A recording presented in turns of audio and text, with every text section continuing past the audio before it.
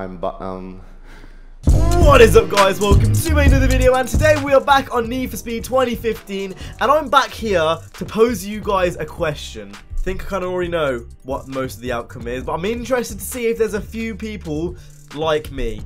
There's got to be at least one of you guys that is as weird as I am. My question to you was, when was the last time you picked up Need for Speed 2015? Now, the answer for me is I pretty much play this I play this every week at least, like multiple times each week. It's one of those games that I've played a lot of this game. I still don't mind going back to this game and enjoying it. I feel like I'm eking out every last little breath that this game has.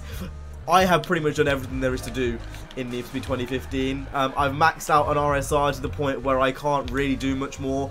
I've maxed out this Huracan especially to the point where I can't do anything else to this Huracan to make it any better. I have played a lot of this game. There's a few things which have kept me coming back, Prestige mode obviously being one of them. PvP was obviously with Undefeated and stuff. I played a lot of PvP to get as good as I did when I was playing Undefeated. That took a long while. But the one thing which really keeps me coming back to this game, and it's gonna sound odd, but it's this: maximum attack. You see me? 1.4 million, you see me? You see me at the top right there? My crowning achievement on Need for Speed 2015.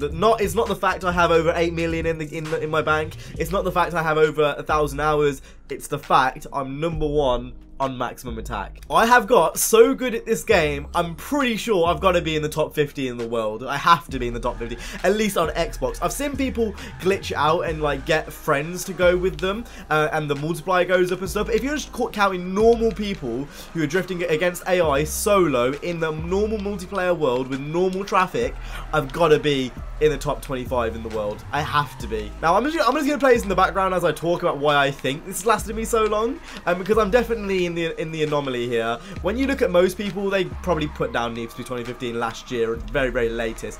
But for me, I don't know. When I say I play this game a lot, I really meant it. I don't just say that for no reason. If I play a game a lot, you will know I've played the game a lot. Like, I've maxed out my rep count all the way, which is like, that's like the surface of everything, like maxing out my rev thing.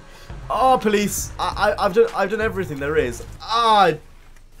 No! Get rid of crash cams, please. We don't like those. I think I'm still playing on Prestige mode AI. That's why there's police in this race. I noticed that in Prestige mode, there's like the police AI will actually follow you in the outlaw events, which is pretty cool. They still aren't any real competition though. And this was a shit run. This was a shit run. I'm probably going to get 1 million, but that's still a shit run for me. I think a good run is like 1.2, 1.4 million.